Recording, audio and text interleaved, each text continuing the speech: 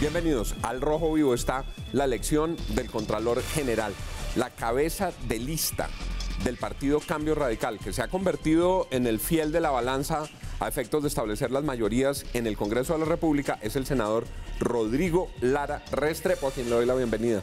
Gracias, Juan. Senador, gracias por estar aquí. A usted por la invitación. Bueno, Cambio Radical se ha convertido en sentido exacto en el fiel de la balanza. La conformación de las mayorías para las mesas directivas del Congreso pasó necesariamente por la llegada de Cambio Radical al equipo mayoritario. Sí, al equipo mayoritario, pero desde una posición de independencia. Los congresistas en últimas son representantes del pueblo colombiano, tienen una especie de mandato y el llamado es a actuar con independencia, acompañando de manera constructiva al gobierno, pero también recordándole sus errores cuando los comete. El Cambio Radical quedó representado en las mesas directivas del Congreso de la República, la segunda vicepresidencia en la Cámara con Atilano Giraldo sí. Y la segunda vicepresidencia... En este momento no hay vicepresidencia en el Senado, pero quedó pactada, me dice, la segunda vicepresidencia para un periodo posterior. Sí, para un periodo y la presidencia del Senado en tercer año. En tercer año. Y usted me acaba de decir, el mandato es la independencia. Frente al gobierno de Duque, ¿Cambio Radical va a ser un partido de la coalición de gobierno o independiente? Es muy difícil ser parte de un gobierno del cual pues usted no hace parte, porque es que ser parte del gobierno implica tener voceros o representantes suyos en los ministerios. Es decir, yo respondo políticamente por un gobierno que conformo. Yo no puedo responder políticamente por un gobierno del cual no hago parte.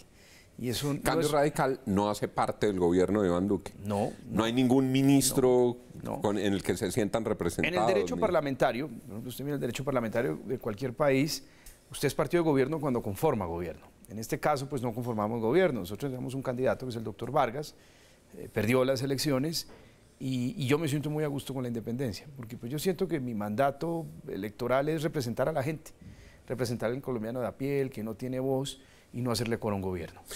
Doctor Lara, eso traducido a las coaliciones en el Congreso, lo que indica es que no habrá mayorías permanentes para el gobierno como quedaron en las mesas directivas y que dependiendo de los proyectos, ustedes y otros partidos podrán o no acompañar las iniciativas del gobierno. Como debe ser. Es que yo creo que es la esencia del juego parlamentario, es la esencia del equilibrio de poderes, la razón de ser del Congreso es servir de contrapeso a una rama muy poderosa que tiene las fuerzas militares, el presupuesto, el gasto, que es la rama ejecutiva. Nosotros debemos hacer contrapeso y control político.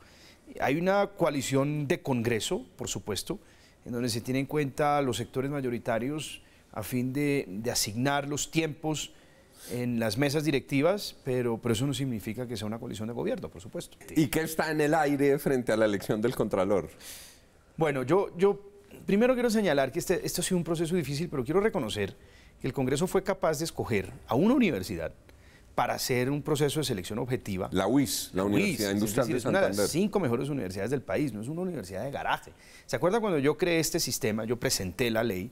Mucha gente dijo, el Congreso va a escoger una universidad de bajo perfil, una universidad de garaje, y eso va a ser un chiste. Y escogimos una de las 5 mejores universidades del país, pública. Fíjese usted, en los demás organismos de control donde se ha acudido a universidades para hacer convocatorias o concursos, generalmente son universidades regularcitas. La UIS hizo el concurso. Hizo una convocatoria pública. Hizo una convocatoria, escogió 60 que presentaron exámenes. Sí, es que ahí va el tema. Entonces, digamos, la resolución inicial que sacamos nosotros bajo mi mesa directiva fue, primero, escoger la UIS, que es GAJE, Garantía de Independencia. Y segundo, sacamos una resolución que establecía una ponderación entre dos resultados. El resultado de un examen y el resultado de la evaluación de la hoja de vida, si tiene maestría. Eran los dos elementos. Y eso se pondera y se saca un resultado único. Y eso le permite a la UIS sacar una curva y enviarnos al menos 20. Y les envió la mesa directiva 60. actual hizo una modificación de la resolución y estableció que el examen se pasaba o se perdía. Es decir, ya no se ponderaba, ya no se obtenía un resultado. Entonces los que pasaban quedaban habilitados. Entonces obviamente pasaron 60, quedaron 60 habilitados. Mandaron 60. Y solamente se ponderó la hoja de vida. Por eso es que salió un resultado sobre la base de quién tiene más doctorados, quién tiene más doctorado, más especializaciones, y por eso llegaron 60 y se ha presentado un poco esta confusión. Y de esos 60 eligieron 10. Y se elegían 10. ¿Y ahora qué pasa con esos 10? Pues hay una discusión, obviamente. Usted se imagina lo que hay, las tensiones que hay en este momento, porque es una competencia, digamos, muy dura. Y van acusaciones de un lado para otro, hay fake news, hay de todo. Y pues el procurador solicitó que se levantara, que se conocieran los resultados. Y pues se conocieron 10, efectivamente se escogieron 10, unos que hacen parte de los primeros 10, otros que no hacen parte de los primeros 10, pero yo sí quiero señalar que esto no es un concurso, entonces no hay un orden de prelación que obligue. Es una decisión política, el Congreso elige conforme a sus mayorías y a su buen sentir. Ese punto es muy importante para nuestros televidentes. La elección del Contralor no es por concurso. No, no lo es porque no es un cargo de carrera administrativa. Yo he propuesto la creación de un tribunal de cuentas. Mi proyecto me lo hundieron, lamentablemente. Creo que es la solución, un tribunal donde todo el mundo es de carrera. Y le quita esa elección al Congreso de la República. Pero mientras que está a cargo del Congreso de la República, pues es imposible pedirle al Congreso que no elija con una decisión política y que elija conforme a un concurso de carrera administrativa. Es un contrasentido. Estaremos muy pendientes de la elección de Congreso. Vimos de regreso frente a su bancada al doctor Germán Vargas Lleras en esta semana preparando proyectos de ley. Sí, él tenía indiscutiblemente el mejor programa, digamos, las mejores propuestas precisas y concretas las tenía él y yo creo que ese reconocimiento se lo hizo el país. Tenía todo listo, tenía todo preparado, porque pues un hombre con gran experiencia que sabía qué hacer desde el primer día. Bueno, los resultados electorales no lo acompañaron, pero ahí está su propuesta, ahí están sus proyectos de ley. Entonces, y los está preparando. Si le entiendo bien, la decisión, con lo que usted me dice, la decisión de Cambio Radical es tramitar las propuestas de Germán Vargas Lleras. Es que sería una lástima no hacerlo. ¿Y arrancan con la reforma tributaria? Bueno, es una reforma tributaria que es muy interesante porque parte, digamos, rompe una tendencia, Juan.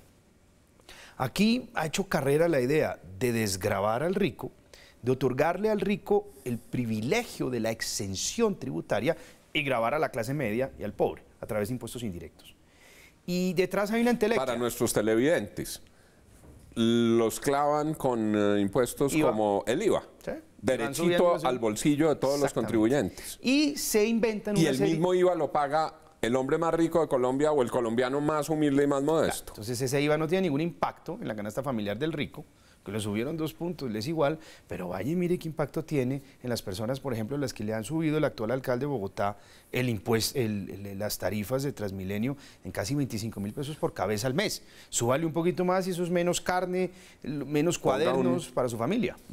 Le toco el tema entre paréntesis. Bogotá, hogares de Bogotá, subió el Transmilenio, subieron los parqueaderos, subió el predial y les metieron los 2 puntos de IVA. Y sube la criminalidad y uno los ve dedicados a hacer politiquería en los órganos de Secretaría de Gobierno. Es algo inconcebible. Cerrado, paréntesis de Bogotá, le vuelvo a preguntar por el doctor Vargas Lleras. Entonces, van a presentar el proyecto de reforma tributaria con independencia del proyecto del gobierno. Sí.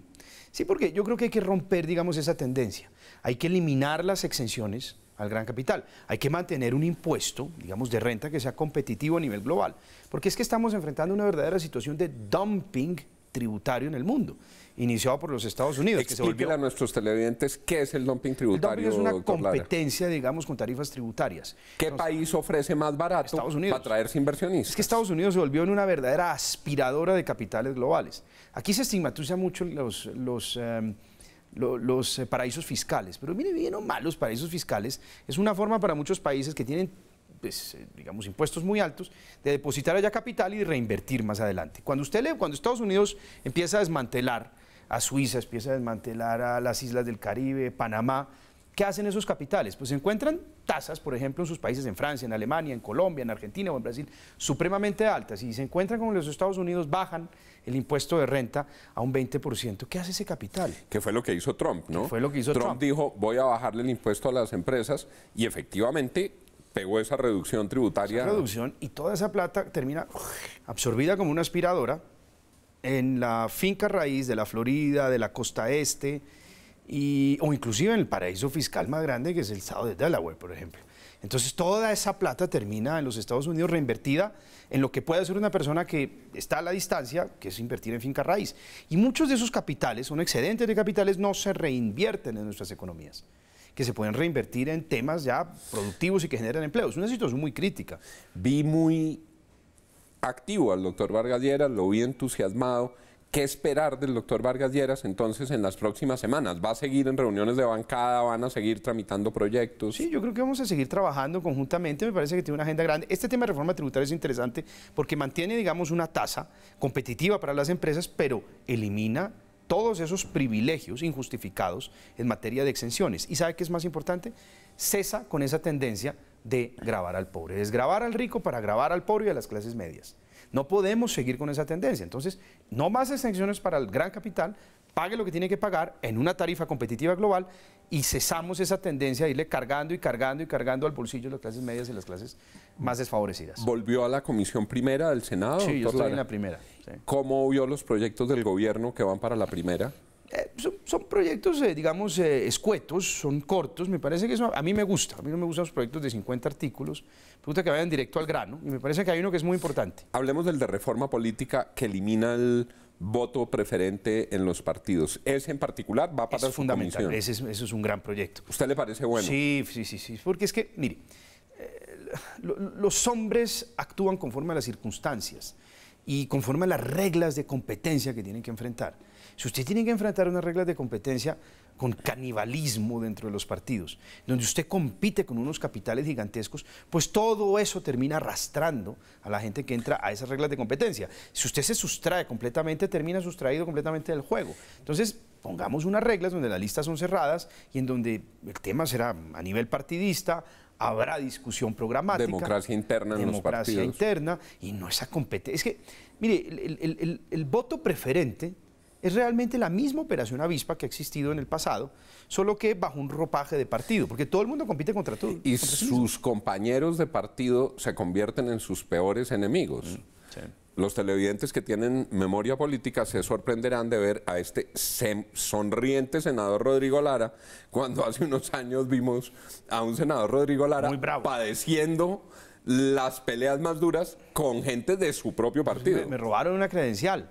Yo fui víctima, digamos... ¿A usted le robaron una credencial sí, en su partido? En mi propio partido, en mis narices. Fui víctima de la peor corrupción electoral. Sentí en carne propia lo que padece la gente todos los días, producto de arbitrariedades, de corrupción, de los peores tratos. Si no hubiera existido voto preferente, seguramente ese episodio no se habría presentado. No se habría presentado. Pues es que como es una competencia al interior de los partidos, cuando faltan 4.000 votos van y se los consiguen en los municipios, en los escrutinios, y si el consejero electoral es sinvergüenza, pues allá le terminan pagando una plata y se los meten. ¿Y qué será bueno para evitar que toda la plata de la corrupción vuelva a la política? Uno ve una historia tras otra de robos, por ejemplo, en los desayunos escolares. Un crimen inaceptable. Atroz. Unos criminales de cuello blanco que se roban la plata de la comida de los niños más pobres de Colombia. Y buena parte de esa plata se recicla y vuelve para que unos tipos hagan política y se multipliquen en la política. ¿Qué hacemos? Es un círculo. ¿Qué hacemos para romper ese círculo vicioso? Para que esa plata no entre a la política. Hay que abaratar los costos de las campañas políticas y usted solo lo abarata racionalizando la forma de competencia electoral. Es decir, si usted tiene un sistema de competencia abierto, con canibalismo, en donde todo el mundo compite, en donde el gran capital que llevan unos pues marca la diferencia frente a otros, pues es un tema que se sale del control. Si logramos cerrar las listas, pues esos incentivos desaparecen, incentivos hacia lo malo, desaparecen. Porque pues es una campaña dentro de una lista cerrada, es mucho más económica y se vuelve programática. El senador Rodrigo Lara Restrepo, cabeza de lista al Senado, senador de la República de Cambio Radical. Muchas gracias, senador, Juan, un placer por estar con siempre nosotros. estar acá. Un gusto tenerlo aquí. Muchas gracias. A ustedes, gracias por acompañarnos y sigan con Red Más Noticias.